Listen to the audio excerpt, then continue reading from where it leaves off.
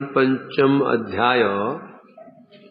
तो इसमें एक श्रवण किया हम लोगों ने। अब श्री नारद जी ने अपने वक्तव्य का उपसंहार किया।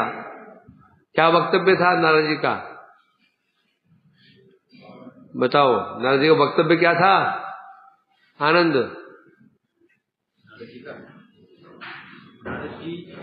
पांडवों की ऊपर जो कृष्ण की कृपा है, भगवान पांडवों की महिमा का वर्णन कर रहे थे। सुनते रहे पांडव लोग। अंत में उन्होंने यह कह दिया, हे पांडवों, मैंने पूरा सार निकाला और यह पाया, सो अत्रौ अवतीर्णो भवताम केते परम महाप्रभु द्वारकाधीश कृष्ण जगत में अवतीर्ण हुए हैं। भवताम कृत्य, केवल आप लोगों के लिए अवतीर्ण हुए हैं। बस मैं तो ये सार समझा, निकाला मैंने। ये शुद्ध करके अब परीक्षित महाराज कह रहे हैं, हे माते, नारद जी के मुख से अपनी महिमा श्रवण करके क्षणम लज्जयाय मौनम कित्वासनिश्वसन, पांडव लोग विशेष रूप से युधिष्ठिर महाराज लज्जित हो गए, सिर झुका लिया, मौन हो गए। कुछ क्षण पश्चात गहरी सांस ली। उसके बाद कहना शुरू किया, धर्मराजो अब्रवीत मातृ भातृ पत्नी भी अन्विता। अपनी माता अपने भाइयों और पत्नी के साथ कहने लगे। क्या कहने लगे? ये चला रहा, वागधूप शिरोधार्य नेवास्मासु कृपा हरे विचार्य वीक्षणम अस्माभिः जादु का व्यवधार्यते।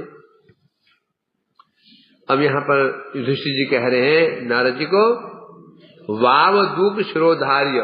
वावदूक होता है जो बोलने में बड़ा एक्सपर्ट होता है। वाक चातुर्य जिसके पास है, वाक चातुरी है ना। हे वाक शिरोमणि नारद जी, जो आपने हमारी बड़ी महिमा गान की, हम ऐसे हैं वैसे हैं, हम पर कृष्ण की कितनी कृपा है, बहुत आपने हमारी महिमा गाई। परंतु मैंने बार बार अभिक्षण अर्थ होता है, मैंने बार बार विचार किया,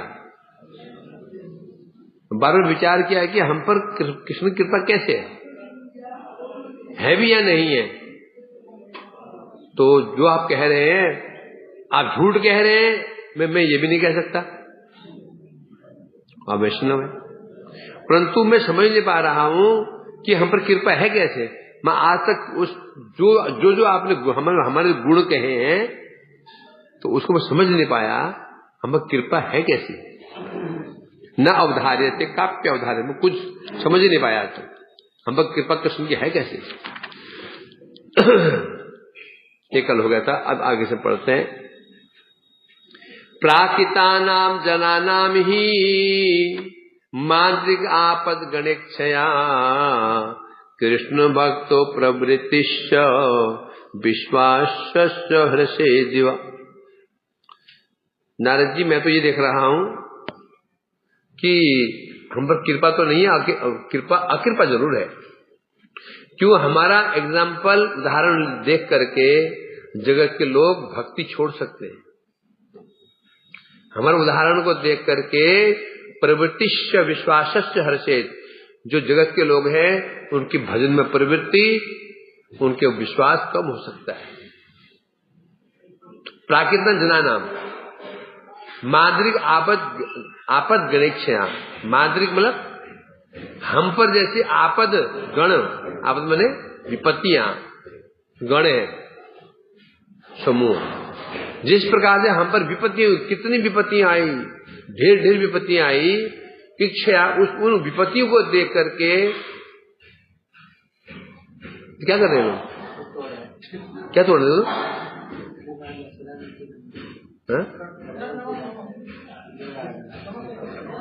क्या तोड़ रहे हैं?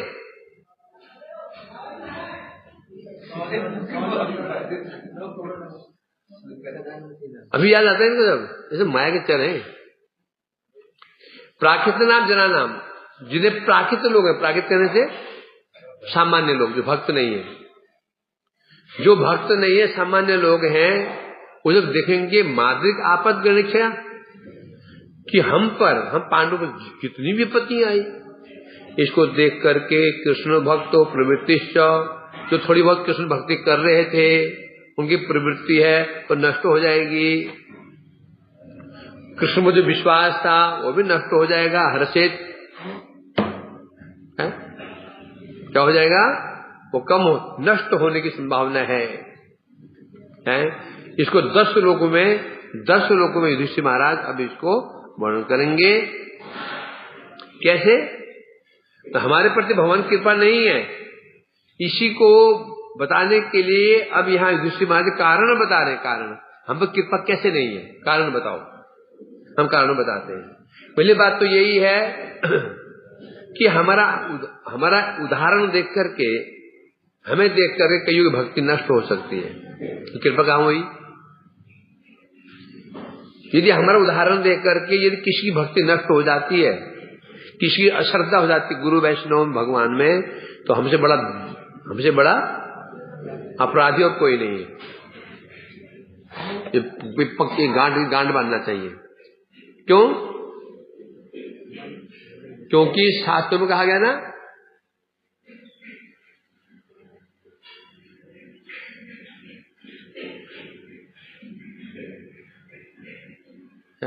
भूतानाम देवचरितम दुखाय च सुखाय च सुखाय साधु नाम तादिश अच्युत आत्मनाम। क्या बता रहे हैं? भूतानाम देवचरितम, जीवों के लिए देवताओं का जो चरित्र है, देवता का चरित्र कभी दुखदायी होता है तो सब सुखदायी होता है। इस संसार में जो प्राणी हैं उनके लिए देवताओं का चरित्र कभी दुखदायी होता है तो कभी सुखदायी होता है। अभी शीतकाल आ रहा है, शीतकाल आ रहा है। अब सूर्य हमारे लिए क्या बन जाएंगे? सुखदायी। सुबह उठेंगे तो सूर्य की हम प्रतीक्षा करेंगे, सूर्य उदित होते ही उल्लेखित हो जाते हैं, और बादल लगे हो तो सुबह सुबह मूर्खा हो जाता है। और यही सूर्य अभी 1 महीने पहले क्या था? दुखदायी था। जेठ का महीने हो, सुबह उठे आकाश से बादल छाए हुए, आनंद आ गया है। जेठ का महीना, उठे आकाश को देखा, मेघाच्छन्न आकाश, काली काली घटाएं, मन प्रसन्न, आज मजा आ गया, हुआ ना? तो कभी दुखदायी तो कभी सुखदायी, देवताओं चरित्र यूं। परंतु सुखाए भी साधु नाम तादृश अच्युतात्म नाम, परंतु कहते हैं परंतु साधु का चरित्र जीवों के लिए सर्वदा ही क्या है? सुखदायी है। साधु की ही चरित्र से कभी किसी का अहित हो जाता है, अकल्याण हो जाता है, वो साधु पद से गिर गया, तो साधु नहीं है वो। दोनों प्रकार से, क्रोध करे तो कल्याण, क्रोध स्नेह करे तो कल्याण। इस साधु का चरित्र है। अनुभव जो नारद जी, आज नारद आज जिन्हें मस्जिद ऋषि वर्ग हैं, भक्त लोग हैं, है ना, किसने इनसे द्वेष किया उसका भी कल्याण हुआ, किसी ने अभिशाप दे दिया, क्रोध किया उसका भी कल्याण हुआ, कृपा की तो कल्याण हुआ ही हुआ। इसलिए पांडव कह रहे हैं हमारी जो जगत के लोग हैं ना, हम पर विपत्तियां आई, पांडव कह रहे हैं हम पर विपत्तियां, कहीं विपत्तियां आई, शुरू से विपत्तियां आई। भीम छोटा सा था, उसको जहर दे दिया, उसके बाद राजपाट छिन गया, बड़ी सेवा में पत्नी का वस्त्र हरण हुआ, जंगल जंगल घूमना, मारे फिरना पड़ा, कितना कुछ होकर सहन करना पड़ा। और जगत के लोग अब क्या होगा, अब क्या होगा, हमारी विपत्तियों को देख करके जगत में जो कृष्ण भक्ति कर रहे थे उनकी भक्ति से विश्वास उड़ जाए। क्योंकि जगत का सिद्धांत क्या है? सुख संपत्ति घर आवे, कष्ट मिटे तन का, ओम जय जगदीश हरे। क्या जगत में भजन क्यों करते हैं? सुख संपत्ति घर आवे, कष्ट मिटे तन का, ओम जय जगदीश हरे। ये तो है ना, सुख संपत्ति, घर में सुख संपत्ति आए, कष्ट नाश हो, ये भजन करते हैं। अब ऐसे लोग जब देखेंगे पांडव इतना भजन करते थे, पांडव इतने बड़े भक्त हैं, भगवान उनके साथ साथ घूमते हैं, उनके साथ रहते हैं, मित्र बने हुए हैं, और उन पर विपत्तियां, इसका मतलब मामला गड़बड़ है। इसमें कृष्ण भजन से कुछ होने वाला नहीं है, इसलिए चेंज करो। क्या चेंज कर दो। शिव जी ठीक है, उनके भक्तों में कोई विपत्ति नहीं आई। शिव भक्त होते हैं बड़े बड़े राजा महाराजा, धन संपत्ति ऐश्वर्य। देवी तो कोई शिव की ओर भाग गया, कोई देवी की ओर भाग जाएगा, हैं? कोई भैरव की ओर भाग जाएगा। परंतु इसे कह रहे हैं अब ये समस्या हो जाएगी। अतः हम पर पड़ी विपत्तियों को देख करके कृष्ण भक्तों प्रवृत्ति से विश्वास हर्षित। जो लोगों का विश्वास था, लोगों क्या विश्वास है, भगवान का भजन करो तो कष्ट नहीं आते हैं, भजन करो भूत प्रेत नहीं आते हैं, अलाई बलाई नहीं पकड़ती हैं, कष्ट नहीं आते, ये उनको विश्वास है। अब जो कष्ट आ रहे हैं वो किन पर आ रहे हैं? पांडवों के ऊपर। भगवान जिनके मित्र बने हुए हैं उन पर जैसी उनकी ऐसी स्थिति है, तो हम किस खेत की मूली? इसलिए युधिष्ठिर महाराज जी कह रहे हैं ये तो गड़बड़ हो गया। अर्थात भगवान के भक्तों का अशुभ कभी नहीं होता। शास्त्र में कहा गया जो भगवान के भक्त हैं उनका अशुभ तो अकल्याण तो हो ही नहीं सकता। शास्त्र में जो लिखा हुआ है, अब जो एग्जाम्पल देखेंगे, है ना, शास्त्र में बहुत कुछ लिखा हुआ है, परंतु लोग क्या देखते हैं? उदाहरण देखते हैं। उदाहरण को व्यक्ति उस उदाहरण में विश्वास करता है, शास्त्र में विश्वास नहीं करता। जब हम पर विपत्तियों को देखेगा तो शास्त्रों की जो श्रद्धा थी वो कम हो जाएगी, है? ये बता रहे हैं यहां पर, एतदेवति कष्टम नस्तदेक प्राण जीविनाम बिनानम प्राणी नाम यदवद मीनानां से बिना जलम। युधिष्ठिर महाराज कह रहे हैं एतदेवति कष्टम, एतदेवति कष्टम न, हमारे लिए यह बहुत ही कष्ट की बात है, बहुत ही कष्ट की बात है। क्या? एक प्राण जीवी नाम। कृष्ण हमारे लिए क्या है? हमारे जीवन के आधार है, जीवन एकमात्र प्राण है। कृष्ण हमारे एकमात्र प्राण है। जागो जागो, क्या है? प्राण, एक प्राण जीवी नाम। कृष्ण हमारे जीवन के एकमात्र प्राण है, अतः उनके द्वारा ही हम प्राण धारण करते हैं। परंतु बिना न प्राणी नाम, जिस प्रकार से अन्न के बिना प्राणी जीवित नहीं रह सकते, भोजन ना मिले प्राणी मात्र कहने से जितने भी चर प्राणी हैं, मनुष्य कीड़े मकोड़ जितने भी चर प्राणी हैं, इन्हें भोजन नहीं मिलेगा तो ये मर जाते हैं। यद्वद बिना जलम बिना नाम, मीन मैंने मछली, ये मछली जल के बिना जीवित नहीं रहती। मछली को जल से बाहर निकाल दो तो मछली मर जाती है, वो सहन नहीं कर पाती है। जीव जो प्राणी भोजन के बिना, मनुष्य आदि, और मछली जैसे पानी के बिना जीवित नहीं रहती, तो मछली का जीवन क्या है? जल ही जीवन है। मछली जल की रानी है, जीवन उसका पानी है। हाथ लगाओ बाहर निकालो, याद है, ये तुम्हें याद है। तो कह रहे हैं मछली का जीवन पानी है और प्राणी का जीवन भोजन है। जैसे मछली जल बिना जीवित नहीं रह सकती और प्राणी भोजन में जीवित नहीं रह सकते हैं, उसी प्रकार से हमारे प्राण कौन है? श्री कृष्ण है। उनके बिना हम जीवित नहीं रह सकते। अब यहाँ ये कह रहे हैं कि जो साधारण लोग जगत में साधारण लोग हैं, साधारण कहने से जिन्हें पता ही नहीं है कि भजन क्यों करना चाहिए, बस भजन, उनका भजन भक्ति का एकमात्र उद्देश्य है, उनको समझ रखा है क्योंकि भक्ति करने से कष्ट नहीं आते हैं। बस जगत के लोगों की क्या रीति होती है? उनकी एक ही रीति होती है कि कैसे हमारा स्वार्थ पूरा हो, कैसे स्वार्थ पूरा हो, कैसे स्वार्थ पूरा है, ऐसा है कि नहीं? भगवान को ऐसे मान लेते हैं, है ना? पिता की सेवा क्यों करनी चाहिए? प्रॉपर्टी में नाम कर देगा। पति सेवा क्यों करनी चाहिए? पति हमारी इच्छा पूरी करेगा, आदि सब है। तो उसी प्रकार भगवान को भी क्या भोग का एक साधन मान लेते हैं, भोग का साधन, अर्थात भगवान का भजन करने से सुख शांति आती है। तो क्या हो गया ये? भगवान को भोग का साधन मान लिया।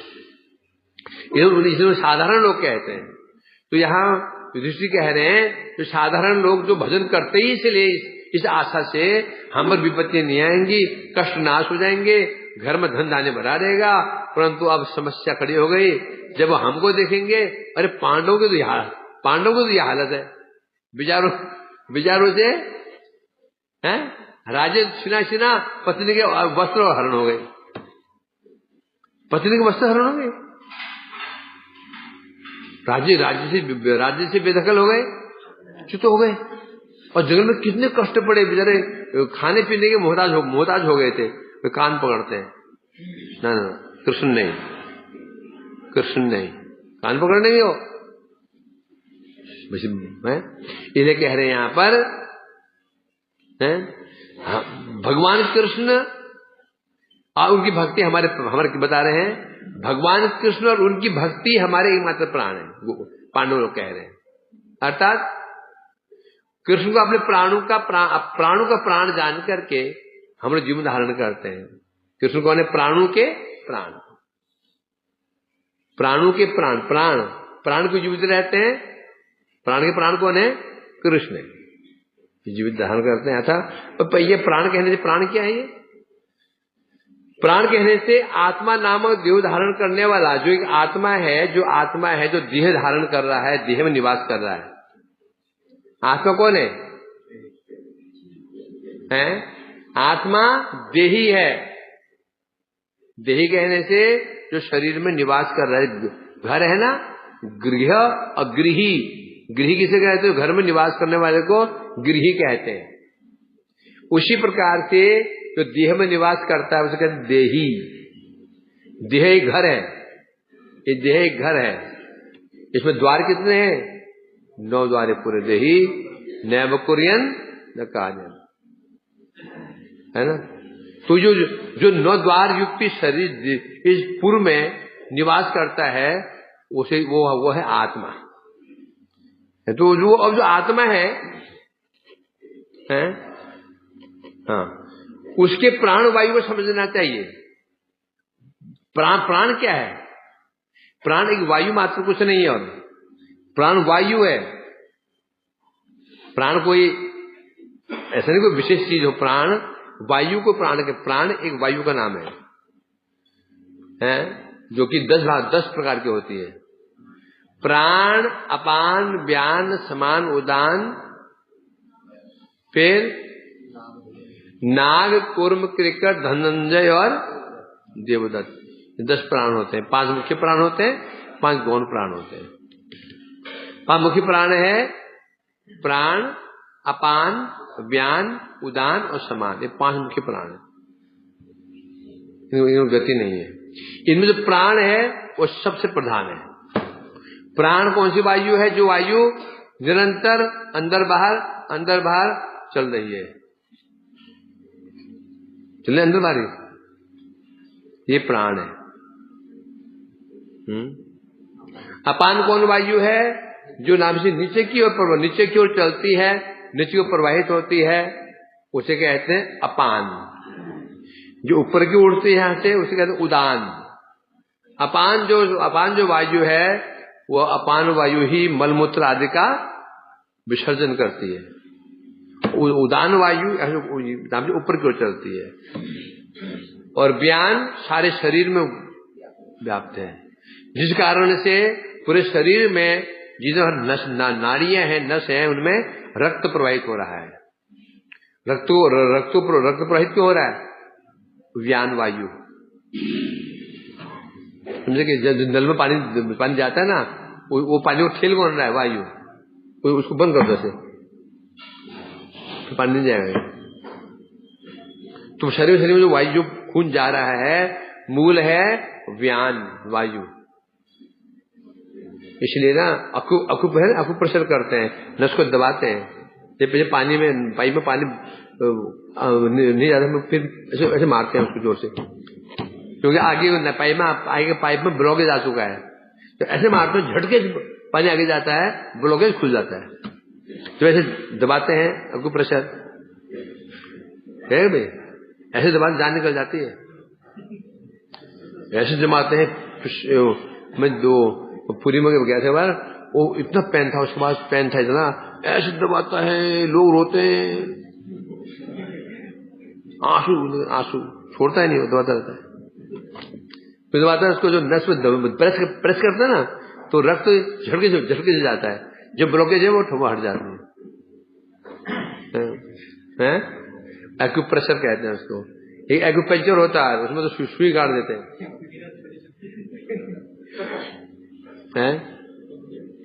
फिर होता है समान वायु। क्या करती है? जो कुछ भी हम खाते हैं उसका पाचन करती है। ये सब वायुकारी वायु के ही है, समझा कि नहीं? इसे कहते हैं जो में प्राण जो वायु है ये सर्वप्रधान है, जो निरंतर अंदर बाहर नाक से आ जा रही है ना? हो रहा नहीं अंदर बाहर, आ रही नहीं आ रही? हाँ, ये प्राण वायु है। तो इन्हें कहते हैं यहां पर, वो कह रहे हैं अतः जिस प्रकार से, तो ये कृष्ण हमारे लिए, कृष्ण और कृष्ण भक्ति हमारे लिए क्या है?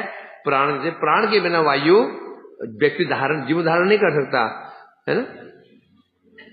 अब जैसे सब उदाहरण दो, अब तुमने सांस खींच ली और कुंभक ले लिया, कब तक रहोगे? कब तक रहोगे, है ना? तो उसी प्रकार से प्राण वायु प्रधान ले कहते हैं। तो कृष्ण और कृष्ण भक्ति हमारे लिए प्राण है। जैसे प्राण के बिना व्यक्ति जीवन धारण नहीं कर सकता, उदाहरण दे रहे हैं, प्राणी जैसे अन्न के बिना, मछली जल के बिना एक क्षण के लिए भी जीवन धारण नहीं कर सकती। देखा जा रहा है कृष्ण और उनकी भक्ति के बिना पांडवों के प्राणों को जो कष्ट होता है, एक क्षण के लिए भी सहन करने में असमर्थ हैं। कृष्ण के बिना पांडवों को जो कष्ट होता है, एक क्षण के लिए भी वह सहन करने में असमर्थ हैं। इतना प्रेम। और वो पांडव कह रहे हैं हम पर कहां कृपा है? अतो अर्थितम मया यज्ञ संपादनम विषादिदम निष्ठाम दर्शय भक्तानाम अभक्तानाम अपि प्रभो। यहां कह रहे हैं, युधिष्ठिर कह रहे हैं अथो अर्थितम मया यज्ञ संपादनम, इसलिए मैंने रासु यज्ञ किया। जो रासु यज्ञ मैंने कह रहे हैं, मैंने क्यों किया रासु यज्ञ? राज्य प्राप्त करने के नहीं किया। युधिष्ठिर महाराज कह रहे हैं मैं रासु यज्ञ क्यों किया? बहाने से किया। उसके बहाने से मैंने कृष्ण से प्रार्थना की। क्या प्रार्थना की? अर्थितम, मैंने प्रार्थना की, हे प्रभु निष्ठाम दर्शय। जगत में साधारण लोग हैं उनको निष्ठा दिखा दीजिए, भक्ता नाम अभक्ता नाम अपि। मैंने कहा प्रभु जो मैं यज्ञ कर रहा हूं ना, मुझे कोई राज्यपाठ नहीं चाहिए। मैं इसलिए कर रहा हूं कि आप इस यज्ञ के माध्यम से जो सामान्य लोग हैं उनको दिखा दीजिए क्या भक्तों की निष्ठा क्या है, अभक्तों की निष्ठा क्या दिखा दीजिए आप। उससे क्या होगा? जो सामान्य लोग हैं, जो जिनकी भक्ति नष्ट हो सकती है, फिर ऐसा नहीं होगा। ये दिखा दीजिए आप। केवल मैंने इसलिए यज्ञ करवाया है, ये नहीं कि मुझे राज्य पाठ चाहिए, नहीं, पांडव राज्य पाठ चाहते ही नहीं। तात्पर्य क्या है, तात्पर्य टीका में कहेंगे।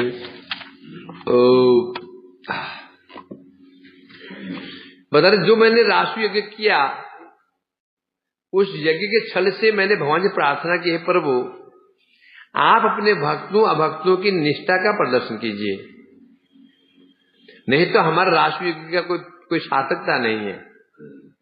भक्तों की निष्ठा क्या है, अभक्तों की निष्ठा क्या है, ये दिखा दीजिए। यही मेरा उद्देश्य है।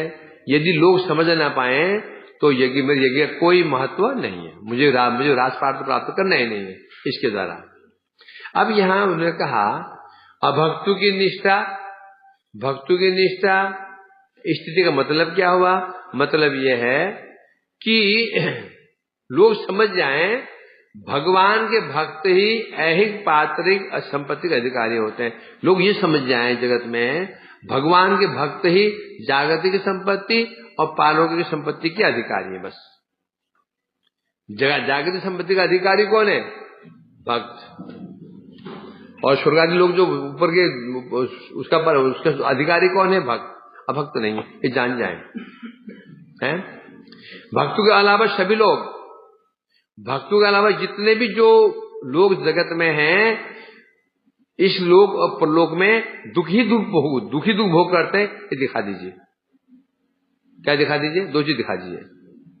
लोग ये समझ जाएं भगवान के भक्त ही समस्त प्रकार के सुखों के अधिकारी हैं, और जो अभक्त हैं उन्हें कोई सुख उनके भाग्य में है नहीं, उनके भाग्य में दुखी दुख है, ये दिखा दीजिए आप। हैं इसलिए जैसे कि स्वयं युधिष्ठिर जी ने कहा था भागवत में, एतद्देव भवतः चरणारविंदम सेवानुभावं ये पश्यन्त लोकेश, ये त्वां भजन्ति न भजन्त्योत भुवोभयसाम निष्ठाम दर्शय प्रभो। युधिष्ठिर ने कहा था, हे भगवान, कहा था भागवत में 10वें स्कंद में 72वें अध्याय में कहा था, हे प्रभु आप कृपा करके तद देवदेव भवतः चरणारविंद शिवानुभावम पश्यतु लोग, आप लोगों को ये दिखा दीजिए जो आपके चरणों का भजन करते हैं, सेवा करते हैं, उन्हें क्या फल मिलता है। अब दिखा दीजिए जो आपके चरणों की सेवा करते हैं, आपका भजन करते हैं, उनका महत्व दिखा दीजिए आप जगत में, उनका क्या महत्व है ये दिखा दीजिए। और विशेष रूप से ये त्वां भजन्ति, जो आपका भजन करते हैं, न भजन्ति, भजन नहीं करते, जो आपका भजन करते हैं और जो भजन नहीं करते हैं उनकी गति क्या होती है। जो भजन करते हैं उनकी क्या गति होती है, जो भजन नहीं करते उनकी क्या गति होती है। विशेष रूप से कुरु सिंजया नाम पांडव कौरवों और कौरव और पांडव, हम कौरव और हम पांडव, हमारी क्या दोनों की क्या गति मिली वो दिखा दीजिए स्थिति, है ना। हम क्या करते हैं, सामने वाले व्यक्ति की हम गति देखते हैं, इसे क्या मिला, इसे क्या नहीं मिला, है कि नहीं, उसके अनुसार निष्ठा होती है। हमारी निष्ठा किस पर होगी कि नहीं होगी, ये डिपेंड कर उस व्यक्ति के ऊपर। ये व्यक्ति वो डॉक्टर के पास गया था, वहां ठीक हो गया, हमारा क्या होता है, हमने क्या हम उसको अब गए भी नहीं है, बस ये बीमार था, 2 डोज खाई, ठीक हो गया, हमें श्रद्धा उस पर हो गई। बड़ा नाम था, एक बड़ा नामचीन डॉक्टर था, एक व्यक्ति उसके पास गया, हमारा कोई मित्र था, तो ठीक ही नहीं हुआ, बोले बेकार, डॉक्टर बेकार है, डॉक्टर बेकार है। ये होता नहीं होता, ये जो होता है बस। इसलिए कह रहे हैं यहां पर आप हमारी गति दिखा दीजिए कि जो भगवान भजन करते हैं उन्हें क्या फल मिलता है, जो नहीं करते हैं उनके भाग्य में क्या मिलता है। तो फिर क्या होगा, जो सामान्य लोग जब हमारे विषय में विचार करेंगे, पांडवों को कष्ट मिला बोलेंगे, फिर देखिए अंत क्या हुआ उसका, अंत भला सब भला। इसलिए आप बता दीजिए।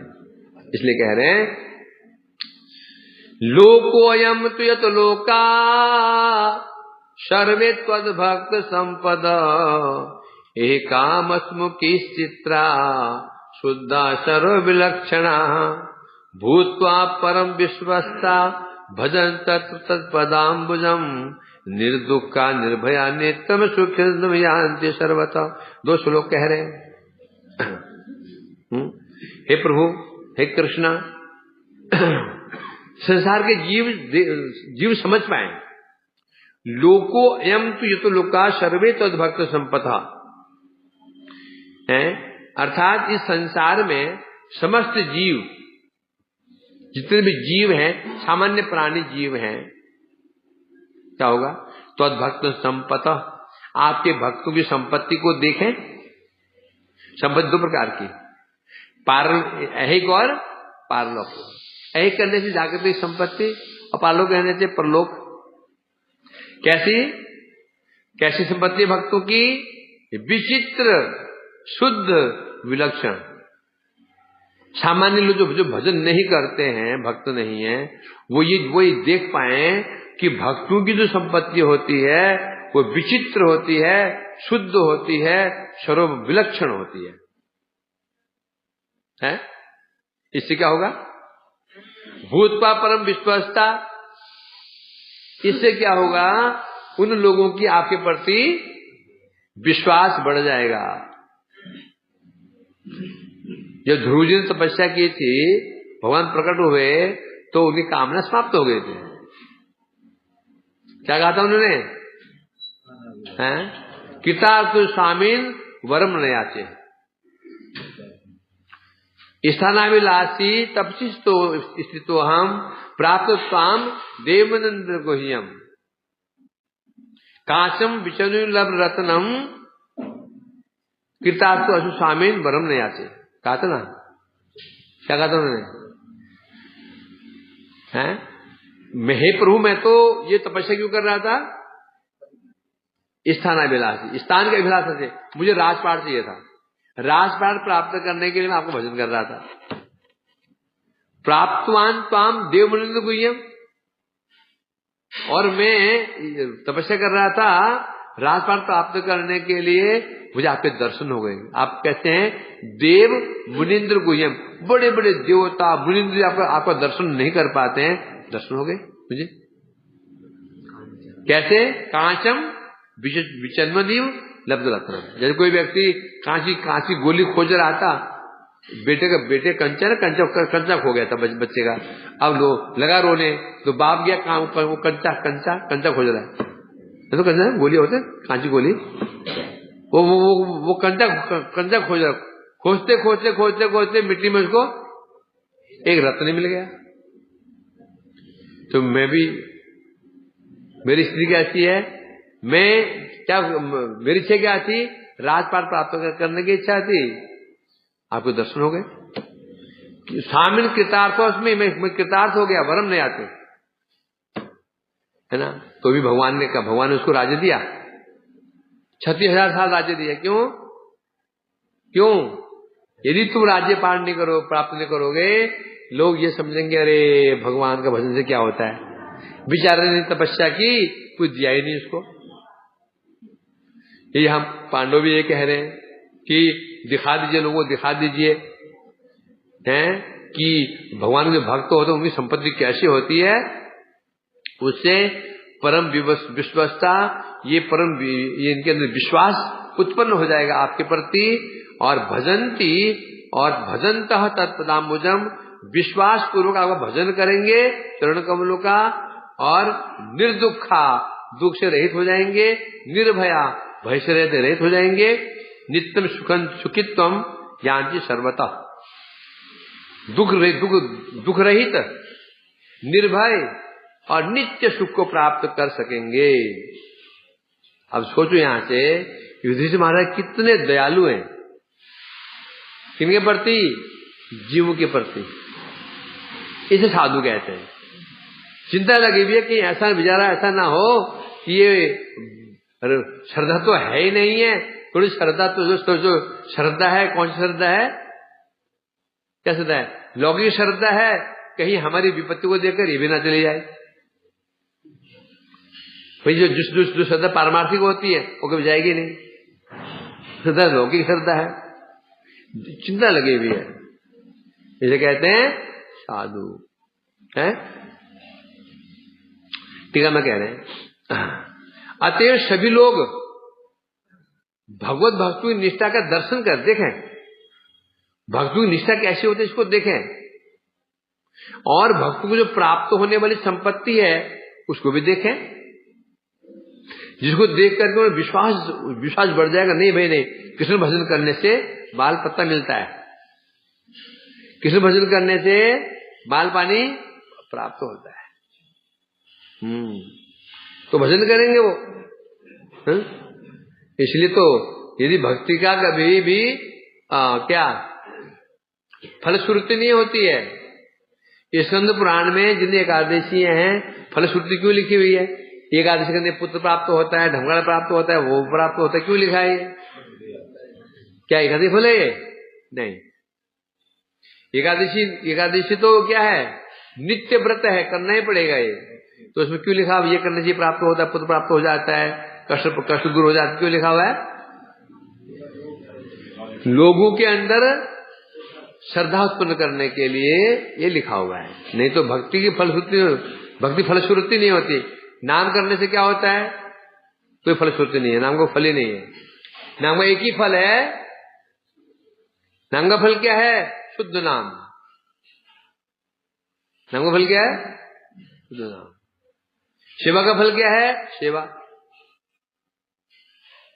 मतलब सेवा भी करें, फल भी सेवा।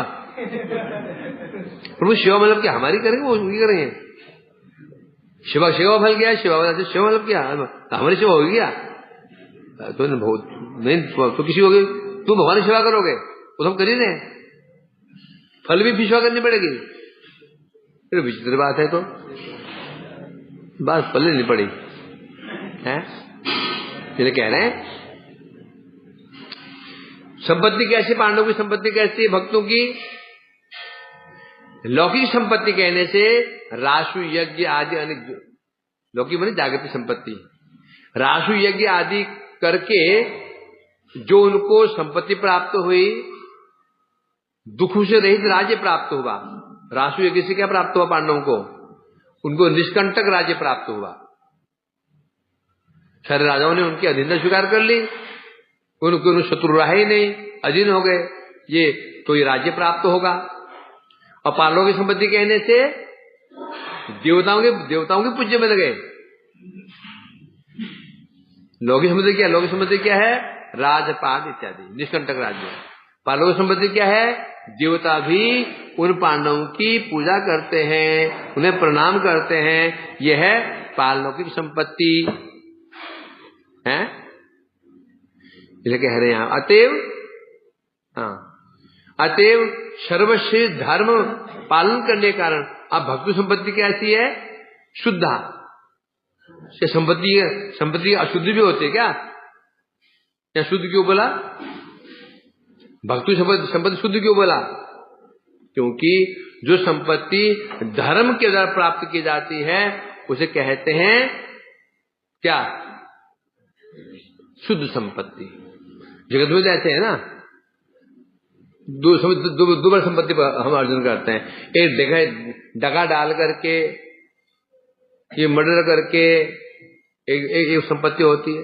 एक संपत्ति होती है नौकरी किया, व्यापार किया, व्यवसाय किया, धन अर्जन किया। दो संपत्ति है, दोनों का अंतर क्या है? जो संपत्ति हमने अपनी मेहनत से कमाई है उसको सबके सामने उड़ाएंगे, सबके सामने खर्च करेंगे। क्या करेंगे? सबके सामने खर्च करेंगे और बेधड़क करेंगे, बिना डर के करेंगे। ये करोगे ना? जो तुमने कमाया ही है डिगाई डाल करके, उसको क्या करोगे? क्या करोगे उसको? सबके सामने खर्च करोगे? उसको नहीं। क्यों? लोग बोले ये कहां से ये पैसा कहां जाएगा? बात नौकरी करता नहीं, व्यवसाय पैसा कहां से आ गया? पुलिस में घर पहुंच जाएगी, सीबीआई घर पहुंच जाएगी, चलो अंदर। वो अंदर गया जो भी आए थे ना सब खाने पीने वाले, तुम अंदर जाओ। उसी प्रकार से बता रहे हैं भक्ति संपत्ति कैसी है, शुद्ध। क्योंकि शुद्ध क्यों है? धर्म आदि के पालन के द्वारा। धर्म मतलब क्या? भगवान की भक्ति की है तो भक्ति के प्रभाव से भगवान ने उन्हें संपत्ति दे रखी है।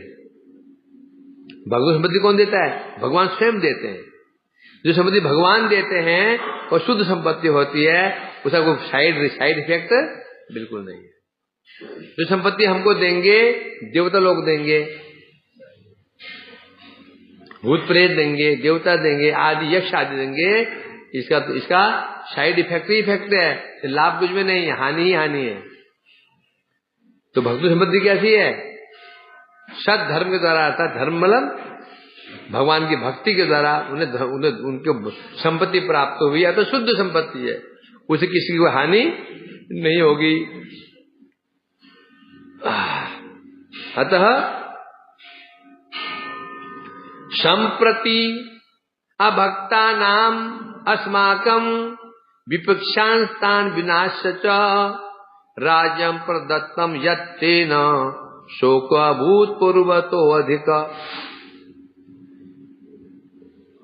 ऋषि महाराज कह रहे हैं, हे कृष्ण, संप्रति इस समय अभक्ता नाम अस्माकम, हमारे जो अभक्त थे, हमारे शत्रु थे, जो अभक्त थे, हमारे शत्रु थे, विनाश च, आपने उनका विनाश कर दिया। जितने अभक्त हैं, भक्त शुद्ध कौन हो सकता है? अभक्त होगा। इसलिए कहते हैं अभक्तान अस्माकम विपक्षान, जो हमारे विपक्षी थे, शत्रु थे, तो अभक्त थे। विनाश्य, आपने उनका विनाश कर दिया।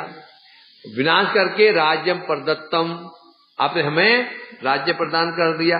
परंतु राज्य प्रदान तो कर दिया, तेन राज्येन शोको अभूतपूर्वतो अधिका, परंतु भगवान हे प्रभु, उस राज्य को प्राप्त करके हमारा शोक तो पहले से अधिक बढ़ गया।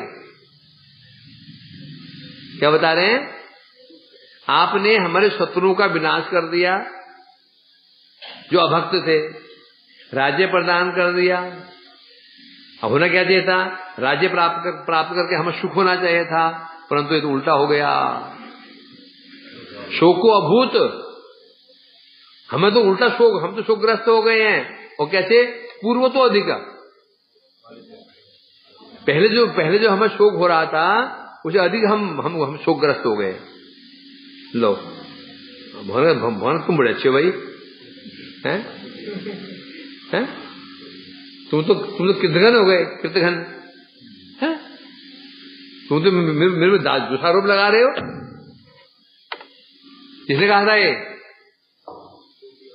महाप्रभु ने कहा था, हे ब्राह्मण देवता, आप मुझे अभिशाप क्यों दे रहे हैं? ब्राह्मण ने क्या बोला था?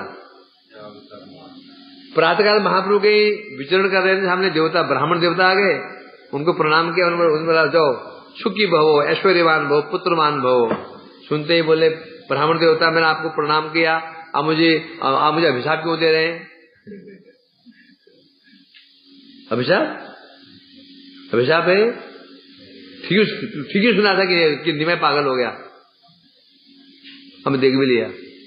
अब मैं तो अभिशाप देता हूं, क्या तुम्हारा संसार नष्ट हो जाए। बोले प्रभु ब्राह्मण, ये तो आशीर्वाद है? यह कह रहे हैं यहाँ पर। तो यहाँ पांडव लोग कह रहे हैं, आपने हम राज्य तो दे दिया, उस राज्य को प्राप्त करके हमें हमारा दुख पहले से अधिक बढ़ गया। क्यों बढ़ गया? उत्तर दे रहे हैं। मानो भगवान ने कहा, हे पांडवों, तुम्हें इतनी संपत्ति मैंने दे दी है, तुम विपत्तियों का नाश कर दिया, संपत्ति प्रदान कर दी, संपत्ति प्रदान की है, फिर तुम्हारा मन प्रसन्न क्यों नहीं है? असुर मारे गए, शत्रु मारे गए, निष्कंटक हो गए हो, राज्य प्राप्त हो गया, तो तुम शोक क्यों कर रहे हो? अब तुम्हारी समस्या क्या बताओ? उत्तर में कह रहे हैं, सांप्रति अभक्तान अस्माकम विपक्षांतान, ये श्लोक कह रहे हैं। अर्थात पांडवों ने कहा प्रभु यद्यपि इस समय कृष्ण ने अभक्तों को हमारे जो प्रधान शत्रु थे जरासंध, शिशुपाल, दुर्योधन आदि का विनाश कर दिया, विनाश करके उन्हें मोक्ष प्रदान कर दिया, अर्थात उनके पुनर्जन्म की संभावना ही खत्म हो गई, हमें राज्य प्रदान कर दिया, सब अच्छा ही हुआ। जिन्हें मारा गया उनका भी कल्याण हुआ, हमारा तो कल्याण हुआ ही हुआ। जिन्हें मारा गया उनका क्या हो, कल्याण क्या हो गया, उनको क्या मिल गया, मोक्ष मिल गया, जो बड़े ज्ञानियों को प्राप्त होता है, हमें राज्य मिल गया, तो सब तो आनंद आनंद है फिर। परंतु बता रहे यहां पर किन सत्य है, किंतु इस समय जो हमें दुख प्राप्त हो रहा है, विपत्तियों में जो हमें दुख प्राप्त होता था विपत्ति के समय, उससे अधिक दुख की हमें अनुभूति हो रही है। भगवान ने कहा अब क्या हो गया, तो समस्या कभी खत्म होगी भी नहीं होगी, कोई समस्या कभी खत्म होगी नहीं होगी तुम लोग कौन हो, रोंदूराम बन गए, रोंदूराम कौन, रोंदूराम रोते रहते।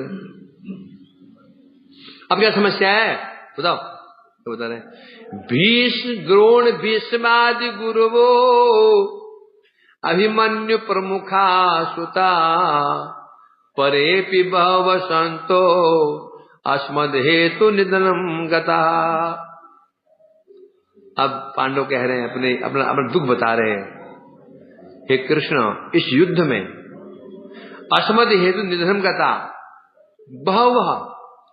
बहुत सारे वीर पुरुषों ने हमारे लिए, हमारे कारण, अस्मद हेतु हमारे कारण क्या कर दिया, देह त्याग, उनका निधन हुआ है। कारण क्या बन गया, हम अस्मद मतलब हमारे हेतु, हमारे लिए, हमारे कारण कईयों के प्राण चले गए हैं।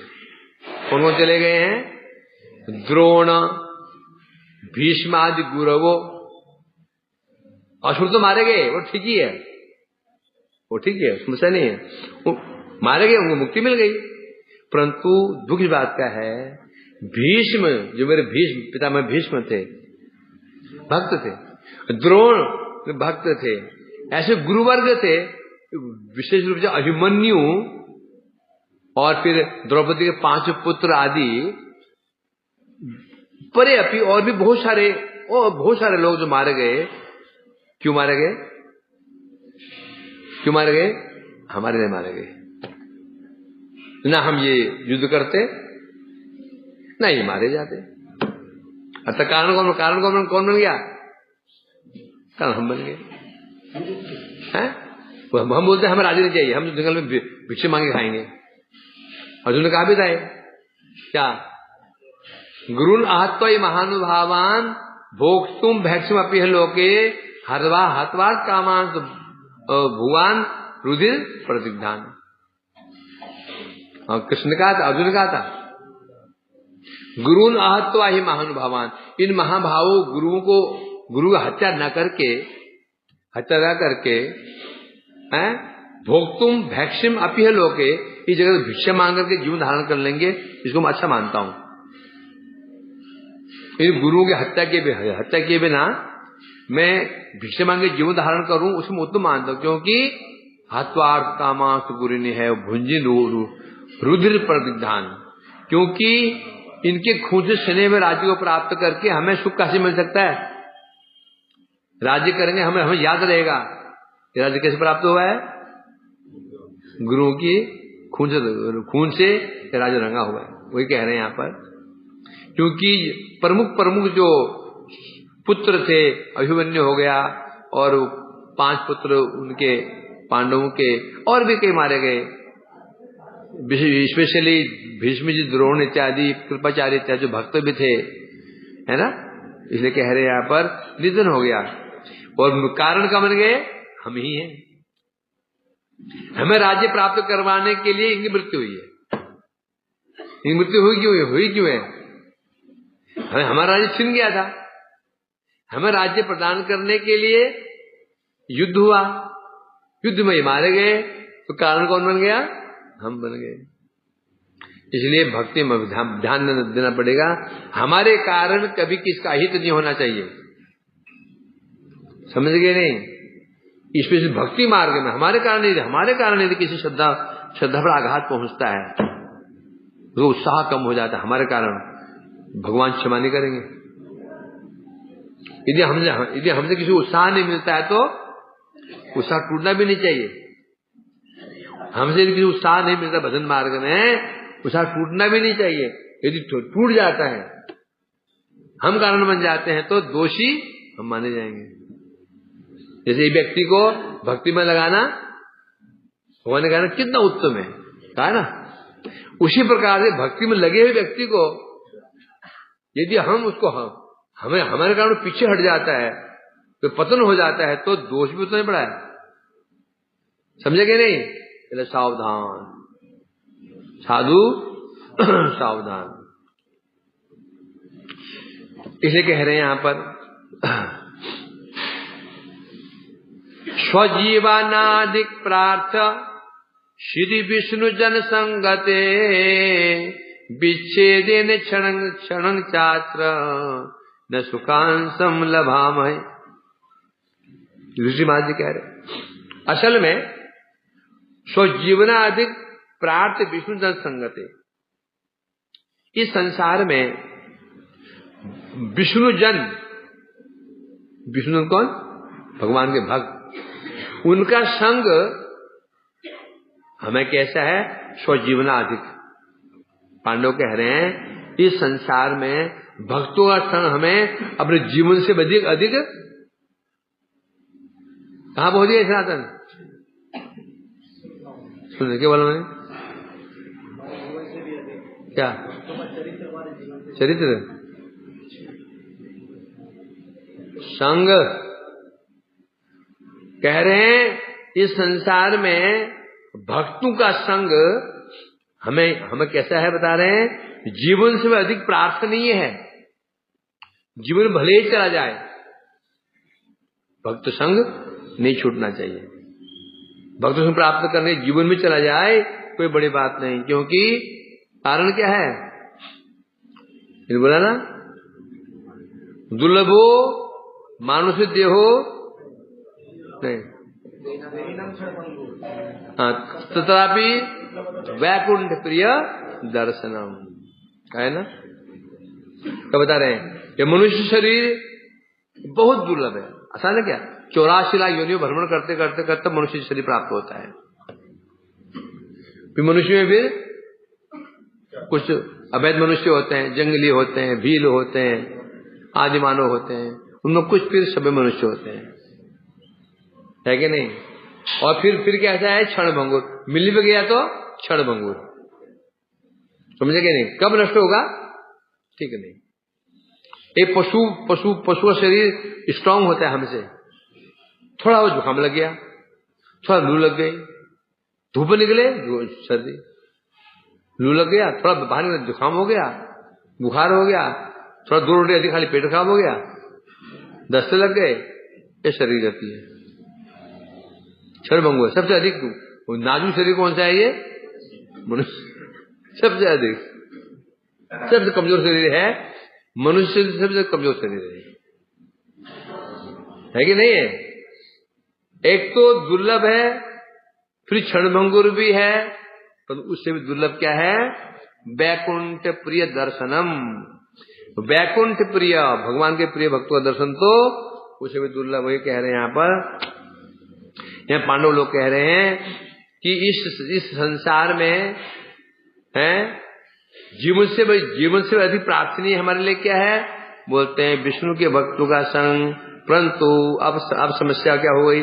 विच्छेदेन क्षण चात्र न सुखा लभ में। अब इस जगत में उन्हीं भक्तों के विच्छेद से इस संसार में न सुखांशम लभामय, हम लोग सुखांशम अंश मात्र भी सुख प्राप्त नहीं कर पा रहे। क्यों नहीं